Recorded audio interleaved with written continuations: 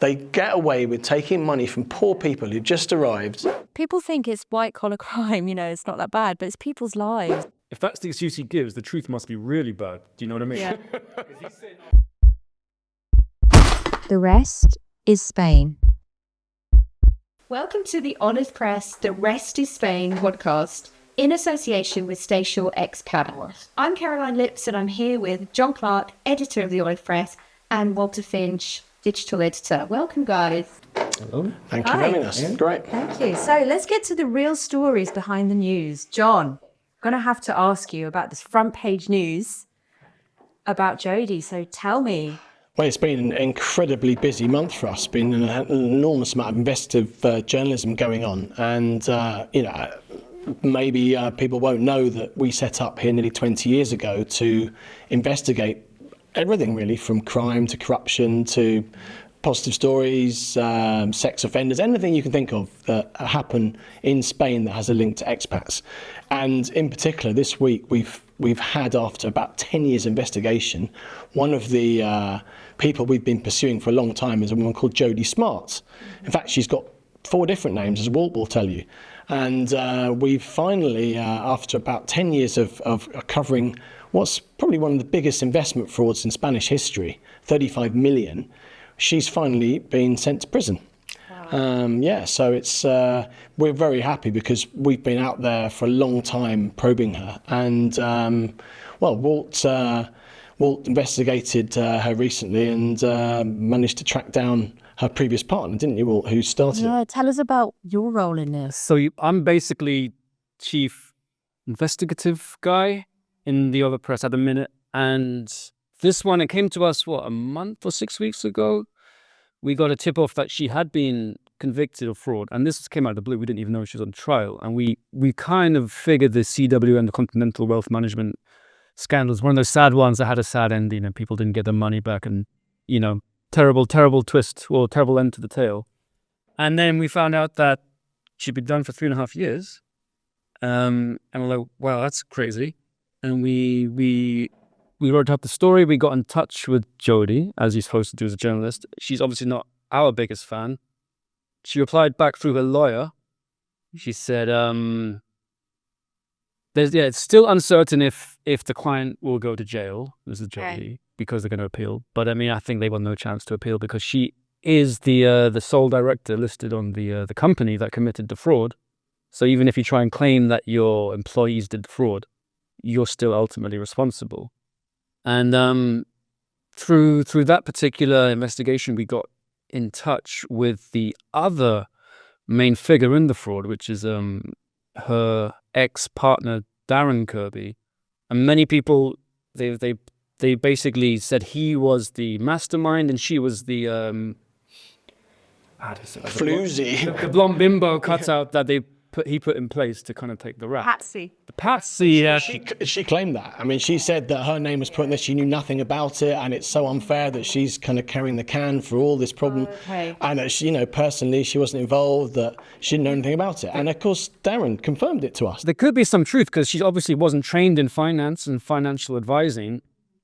But the judge in the court trial just in April, he did say you obviously turned a blind eye and you were profiting handsomely from these activities. It's not like she was innocent, but there probably is a lot of truth in that she didn't understand all the offshore investments and the shady deals that these pensions went through companies in Malta and in Gibraltar. And we do think there's a bigger picture behind this fraud of these huge investment companies with hundreds of billions. We do think these guys have a role to play in the story that hasn't been. Oh, really? But we should probably start from the beginning. Actually, Darren, who set the company up, met Jody when she was cleaning the pool in the house of his brother Patrick in Javier on the Costa Blanca. And he took a bit of a shine to her. And she was a sort of part-time fashion designer. I think she'd done all sorts of different jobs and claimed to be a friend of Denise Van Outen in the UK. And we do know that she had a fashion label called Jody Bell London because she's posted 2,600 Instagram posts from all around the world, including twice at New York Fashion Week, showing off her incredible creations.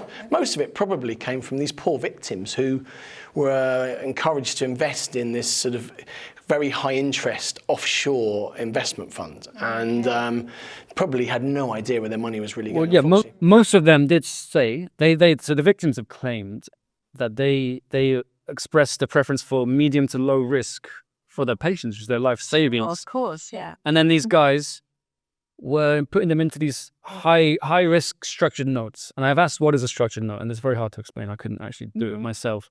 But it's these investments that I mean, it's almost like a classic fraud, like a classic pump and dump scheme. You invest it in something high, and then it just drops out. Like penny shares, isn't it? It's a pyramid scheme. Let's be honest. It's like a Ponzi scheme. Yeah, I've heard the word Ponzi scheme. I mean, look, What was Jodie's role in all that? Was she asking people to give them money? Or I think she was like the pretty face of the company. She did a lot of charity work, which is one of those things where she used her good reputation as a charity philanthropist to bring in new clients. And I think her main function was to have her name on the deeds of the company. Yeah. So I mean, we had this confirmed. I mean, I should ask, Walt should probably explain how we tracked down Darren, who's never spoken, by the way, for 7 years. Right. He fled, by the way. We knew he'd fled to Australia. There's only one photograph of this guy. He fled to Australia. We now found out that he fled to Cambodia and then back to London. We had some tip-off a year ago that he was working in pubs and bars just outside London in Slough and Maidenhead. But we didn't really know any more than that. We couldn't track him down. We couldn't find him. And, you know, apart from sending someone over to go and dig around in Maidenhead for a few days, we wouldn't have tracked him down. So it kind of, the trail went cold. Anyway, then we got a tip-off that you could call this number. That someone called up and said, this is his phone number. He's still in the Slough area. So Walt and I sat in the office, and it was quite interesting, wasn't it? It was intriguing. It was home and dagger stuff. It really was. We called him, and it rings, and dead. I think we called twice, and nothing. And we called from the office phone, and then from my personal WhatsApp, I just texted him, "Hey, we're journalists. We just want to talk with you about Jody. You know, she's the one who's been convicted. We're not coming for you or anything."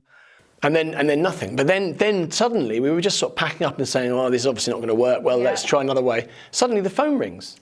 But from a no ID number. No ID number. And I said to Walt, "That must be him." And he's like, "You think?" And yeah, it must be. And so sure enough. What did you say? Sure enough, it was him. Well, here's the weird thing, right? It was like a kind of spoof call, wasn't it? He was silent for a minute.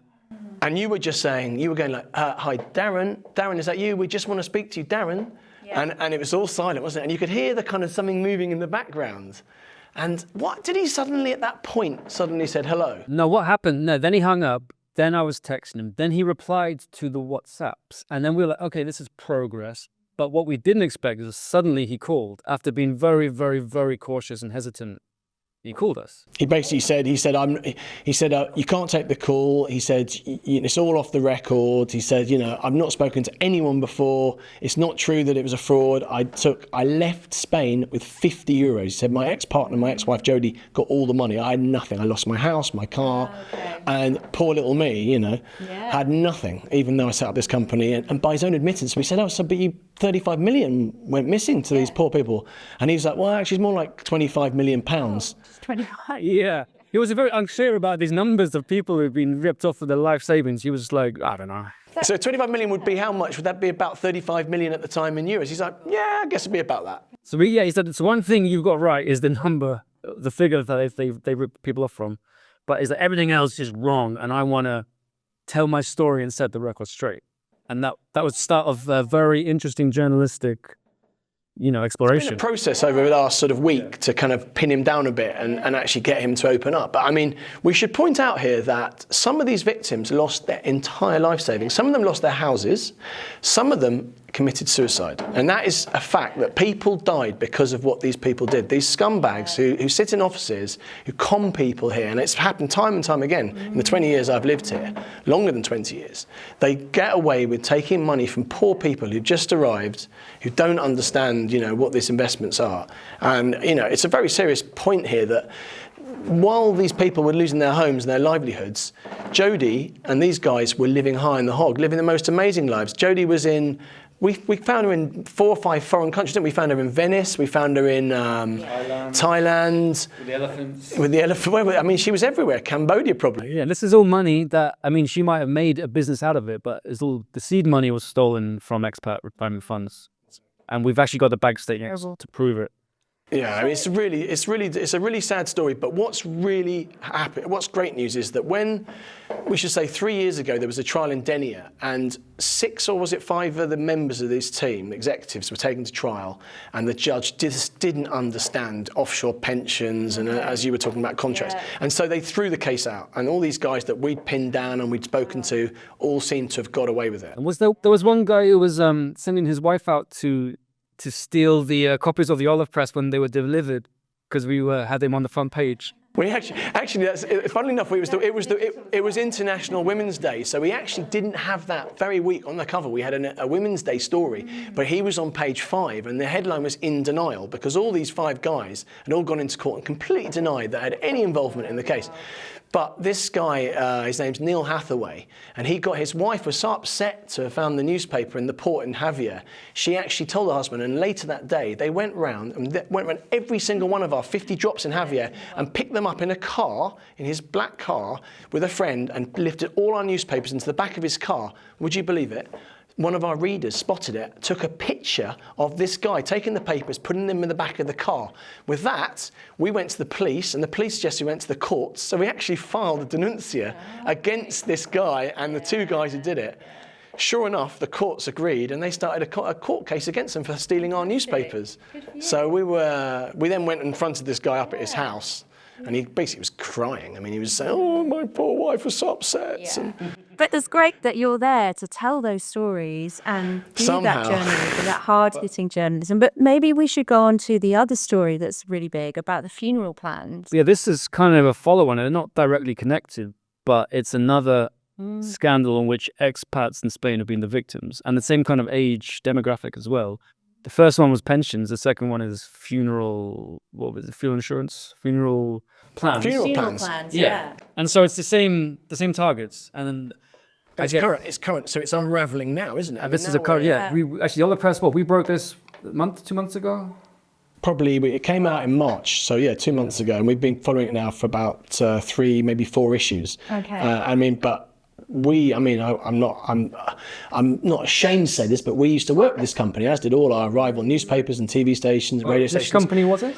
It was originally SPN Funeral Plans, and then it changed its name to Iberian Funeral Plans.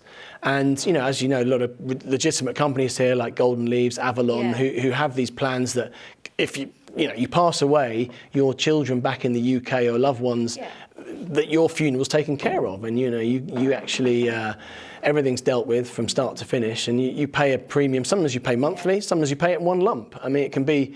We discovered the oak plan was €7,900, and they're still advertising it, by the way, on their website as we speak today. So you can still get it, even though the company's gone bust. Yeah, what's the status with this then? Has it been brought to court or? I mean, look, the truth is that we don't really know, because nobody at the company will speak to us. Nobody has gone on the website to say that it's shut down, but we have had readers calling us saying our funeral was cancelled, it wasn't paid for. Hundreds of people. We get emails every day, sad emails. I'd like to know more about the Iberian Funerals. What's going on? We have a funeral plan with them. Oh, that's really sad. And there's so many sad. And we haven't really got much we can say. We can say go to the Citizens Advice Bureau. They're doing a class action. But in these cases, when there's a pot of money that goes missing, it doesn't normally come back, That's terrible. Really what we know is that Stephen Nelson, who was the owner, who used to have his office in Alarin, he went to Portugal about 6 or 7 years ago, and I remember him quite well from his office. Funny little guy, and a bald head guy, and he had a Mancunian accent, but there was something about him. He didn't seem like a bad guy, but he had to go to Portugal, and the sense was that he was going there because there were problems in Spain. Right. So he ended up continuing the company there with his partner, a woman called Karen. Now, Karen was on all the deeds, a bit like Jody, was on all the deeds for the company. Now, she left inexplicably last year. She stopped being the sole owner of the company and passed it back to him, which is a bit suspicious. So we obviously found her name eventually, and we sent a journalist out to try and track her down. Went up to Alarin, and we eventually tracked down her son, who was also working for the company. He said, I don't know anything about it. I lost money. I haven't worked for them for years. But again, we've got proof that he worked for them as little as a year ago, because we've seen emails between him and clients. Yeah. As for his mother, she's not going to say anything. So then we tracked down others. Nobody would say anything. Meanwhile, Stephen's dead. The bank accounts are frozen. Nobody's getting their funerals paid. And we actually are none the wiser as to if any of this money even still exists. So, Sure. But experience tells you that you don't get happy endings. The best you can get is some kind of jail sentence, or even just a court trial. Yeah. For whoever did it. And in people think it's white collar crime. It's not that bad, but it's people's lives, and some people have actually committed suicide. Yeah, that's the point, Caroline. It's like people come here and maybe they're not necessarily the brightest people, and they're gullible and they want to believe that people are doing it for the right reasons. And so you think it's like a logical thing having a funeral plan, and there's no doubt that most of them work, but on some occasions they don't. Exactly. But let's be optimistic here. Let's say, look, Stephen Nelson, when he died, this was recently, funerals were being paid for. We know that funerals were being paid for in February. We know that funerals were being paid for at the beginning of March. So it's a possibility that the bank, the various bank accounts they had, have just been frozen. There's money in the bank. Yeah. His house is worth over $1 million. It's actually on the market for $1 million. He had a boat. It's possible that by the time they work things out, and it goes through the courts, there may be some money to pay for these funerals, and everyone will either get their money back or will at least get their funerals. Now, we're going to take a quick break from talking about the news to hear from our sponsor. Sorry, no hablo español? Looking for travel insurance you can understand? StaySure have been the experts in travel insurance for over 50s with pre-existing medical conditions for over 20 years in Britain and abroad. Get a quote today at staysure.com or call us free on 900 861 023 for a policy in plain English. So what other stories are you investigating or you can not say at this point? Yeah, we do have to think about what we can and can't say before we go blabbadoo. But the other one, the big one that we just published in the this week's edition of the Ola Press, is about the mayor of Estepona. Right. And most people, I'm sure, will know Estepona as one of the most fastest growing, most important provinces in certainly in Malaga. And it's probably the fastest growing in Spain. I think I have seen that. Mm-hmm. If you ever drive through it, there's the new developments going up, new departments. It's just exploding. And it has this mayor called Jose Garcia Urbano. He's been in power since 2011, and he's basically overseen this transformation. People have become very rich from the property they own. So many foreigners are coming in to purchase property, and it's just turbocharged. And he's been the guy credited with this. He won in 2019. He was the mayor who won election with the highest percentage of the votes in all of Spain. Whole of Spain. He's incredibly popular among a certain segment. Popular. But it does seem that he also has been taking advantage of his time or his power in Estepona. And this, can we say this? We have to be a bit careful how we phrase it. I think we can say that the smell of sleaze has emanated from Estepona for probably well over a decade now. And, and the same thing's happened in Marbella. Let's not forget that 5 out of the last 6 mayors in Marbella went to prison. So, for corruption. And actually, that is also the same with Estepona. This guy, if he goes to jail, he will literally be the 6th in a row of Estepona mayors. I think maybe with one exception. It's the same deal, Estepona and Marbella. I mean, look, the questions that have been raised, that we've raised, and we have raised it many times over the years, and let's just make this clear, Caroline, that our jobs are not to kind of cozy up like some of our rivals and get lots of money from the town halls so we just write positive news. No, our jobs are to investigate these people and find out what's really happening in towns. Yeah. So we have looked into the mayor on a number of occasions, and we've reported about how certain family members have had juicy contracts to build huge, ring roads and towers, conference centres, towers, and athletics tracks. Every public contract in Estepona goes to the mayor's son or son-in-law. I think a lot of them go to his family. I mean, we should be a little bit non-specific, exactly, but we should also question where all the flowers come from and the flower pots, because there's people claim it comes from friends and family of the mayor. But what's bringing him down this time is not. So he's been the Teflon Don in all of these quite well documented escapades in the Spanish press. They're very good. They publish all this. They're not afraid. But not local. Not all of them, yeah. Mostly in Madrid. You're talking about El País, El Diario, yeah. They do. and the TV station. Well, what he's alleged to have done now, and I don't think he's going to get off, to be honest, he was first last year accused of sexual harassment and coercion by a local policeman. Very strange, bizarre case. And the allegation was that the mayor forced the policeman and his wife into kind of a weird menage a trois. Right. And there was talk of trips to Germany and all paid for expenses, luxury apartments in Estepona and favors and money. And this guy the mayor was using a combination of fear and favors to keep them in line. And Allegedly. Allegedly. Thank you. Well, I think we should say it isn't necessarily allegedly, Caroline. The reason we can say that is because it went to court. And the judge didn't throw it out. The judge is what's called archived it, which means he shelved the case. But he said, and the exact words were, this was, what's the word, Walt? The couple went into this relationship consensually. Okay, so they're not saying it didn't happen. They're saying that the couple consented to being involved. And we should also point out that the mayor of Estepona owns a castle hotel in Monda, where they had wife-swapping events, and it was a sort of sex quite party. Infamous around town, isn't it? Because castle. Well, I mean, people complained to us many years ago about a roundabout where they'd put a statue up, a gold statue, which I think had cost 230,000 euros. I could be wrong there, but the gold statue in question is a couple having sex. Now, really? You know, we're not prudes at the Olive Press, and you know, it's artistically has its merits. But on a roundabout in the main sort of, you know, Kai Estepona, I think it was. The children are playing, and you're right by the beach. Wow. Okay. It was controversial, and we raised it. We put it on our front page, and strangely, the statue's now moved. Yeah. So I think there's been this sort of sense of something a bit fishy about him for a while. Right. But no one could pin him down until now. Now this is why. So the policeman and his wife, they made the allegations against the mayor. The judge, like John said, didn't really buy it. He said it was consensual. But then he said, wait a minute. One of the allegations was that the judge gave the wife a cushy job in the town hall, which she never did, checking plant pots and lampposts. Crucially, she never actually did it. You couldn't make it up. But So we posted it out, yeah. We put a headline as lamppost lady. Okay. And but clearly this is misappropriation of public money.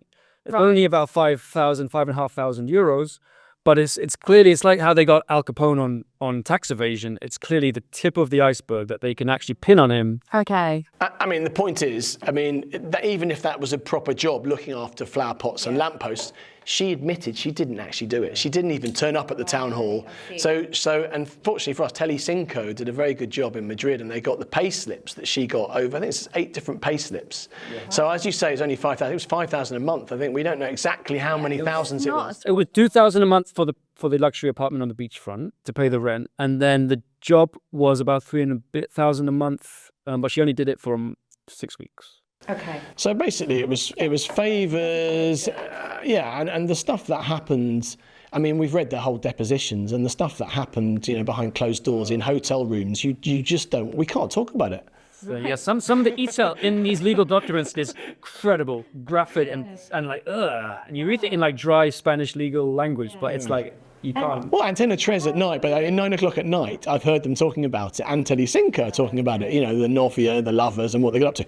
But this is after 9 o'clock. This is after the watershed. What landed on the floor that they had to clean up? You know. Goodness. What I want to know is, how do you find the stories? Like, do they come to you, or are you always on the lookout? This is a combination. What happens, as John will know very well, the longer you are in a place, the more people you know, and the more people who trust you, they tell you stuff. Okay. Other things, a lot of it is stories that come to us. A lot of it is our own having an ear to the ground, and you have a nose for these things. Because the whole Estepona mayor thing, it's huge. So we have one little case, well, not little, but one case with the mayor, and through that, it leads to other things. So often it's just following the threads. Yeah, and I think, as Walt points out, often you'll get a tip-off that doesn't quite work, and you know it's there, and then someone else will come in with another tip-off. And then you'll be like, okay, then you might get a phone call. So you build it up for a little while, and it might take 3, might take 6 months, could even take a year. But finally you feel you've got enough information that you can then go out and write a story. Now I should point out, often we write very carefully legal stories. We have a legal advisor in London. He's an investor in the company, Adam Oliver, who is the Granada lawyer for Granada TV, and also the Independent Night lawyer. So we will put out a very carefully legal story about a public figure or a mayor or anyone who will. And we will then, it's a sort of slight fishing exercise. So we put the story out and we hope that we will get off the back of that people coming back saying, oh, I was also a victim. And almost every time we've done it, we've then had 5, 6, 7 people coming back. We're very fortunate to have a very good connection to the secret police here in Marbella, so-called Greco, who are in 4 different parts of Spain and whose main job is to keep an eye on organised crime, serious organised crime, drug dealing, terrorism. And we not only get tip-offs from them, but we can also go to them off the record or officially on the record. But then, also we have to remember, Caroline, that we try to do some positive stuff as well. We try and do as much upbeat, the Trevor McDonald idea, the ending the 10 o'clock news with some positive news. We do try and do. Such as the Chefs for Children one as well, something we did recently, right? That was a great. What was that? A great example. It's an organisation that's been doing this for 7 years here now, uniting Spain's top chefs. I mean, we're saying 44 this time, Michelin-starred chefs or more, came down to Benavis, and they actually spend the entire day cooking with children who are underprivileged or have problems. On this occasion, they have diabetes type 1. And so this year, it's very important to stress diets and how you look after yourself and the health of the nation. Of course, there's a very important point here that 4 out of 10 kids in Spain are either obese or overweight, which is actually leading Europe. It's really alarming how the Mediterranean diet is just sinking. Anyway, these chefs are here, including 2, or I think could be 3 Michelin-starred chefs, who are happy to talk, happy to picture, give a lot of their time to try and encourage kids to eat properly. And so, we had great access with these guys just last week, which was fantastic. So that must be rewarding as well to do all that. I love it. I love doing it, Caroline. I mean, it's like you with your magazine. You run the Marbella. Top entrepreneurs. Yeah, exactly. I mean, you get to meet some inspirational people for that, Really don't you? do. Yeah, it's very exciting because there's so many different people coming to Marbella all the time to set up businesses, from different nationalities, and it's just so diverse now. So you meet some really interesting people. Yeah. And all those sort of funny headlines that you read in the Daily Mail about, Costel crime. Actually, for those of us who live here, who are lucky enough to live here, there's a lot of really great stuff going on, isn't there? There's some great people. Yeah, I mean, I know we have just been talking about 2 big Costa del crime stories, but actually there's a lot of honest people as well. And those are the people that we need to kind of protect with the journalism that you're doing and things. That was so interesting and so many good stories, but one that I think is so pertinent is the Valencia floods 6 months on. And Mathon, how can he still be in power? So, John, what do you think? I mean, it's absolutely remarkable, but no one ever resigns here. I mean, they never step down. This guy is surely responsible in part for what happened. Okay, they had a whole year's rain in 3 hours, but nonetheless, Valencia University and schools didn't send their kids to school that day. IMET weather agency in Madrid said it was an absolute red warning for floods. And yet this guy, Carlos Mazon, who's the leader of the Valencia Region Authority, planned a lunch with a local journalist, TV journalist, and went out for his lunch and vanished effectively for 5 hours. Meanwhile, 228 people died in these floods. He did not appear at the emergency centre till at least, at the very, even conservatively, till about 7 in the evening, did he? Or 6:30, 7 in the evening. Yes. What was he doing, Walt? There was, it's a 5-hour blackout. And the excuse that he's given is almost, if that's the excuse he gives, the truth must be really bad. Do you know what I mean? Yeah. Because he said, I was with a journalist having lunch for 5 hours. He's a married man. It's just like, what are you going to do in 5 hours? You can't talk. Either he's going to be slightly sozzled, do you know what I mean? Lunches are quite long. That's true. Yes, they can be. And sobremesa, they call it, when you carry on going. But I mean, normally with lots of friends rather than just a single one-on-one with a female colleague, but also was his phone? Why was he inaccessible? I think he claimed there was no signal in this restaurant, very famous restaurant. Okay. I called the restaurant, by the way. I actually called them up, and the guy was rather surprised. He got hold of me, and I managed to get through. And in my best Spanish, I sort of said, "Look, can you please tell me a little bit? Where was he?" He said, "What did he have for lunch? Who was he with?" And he's laughed and chuckled, and he's like, "I really can't say. It's not worth it. It's not worth it. He's a regular here. It wouldn't be right." Yeah. But you had to give it a go. But I think one really, really key thing here is that Salome Pradas, who was his head of emergencies at Valencia regional authorities, she was in charge of sending out alerts. But she admitted last week she didn't even know there was a text message alert you could send out. She had no idea. Wow. I mean, this is how organised they were over in Valencia. So on that note, I think we've covered a lot for today. That was so interesting and good to see all these stories coming out. What are your thoughts, John? Thank you. I've really enjoyed it. It's been great to have the opportunity to talk to you guys. It's good to talk about the issues that affect expats in Spain. Because normally we write about them, we don't talk that often.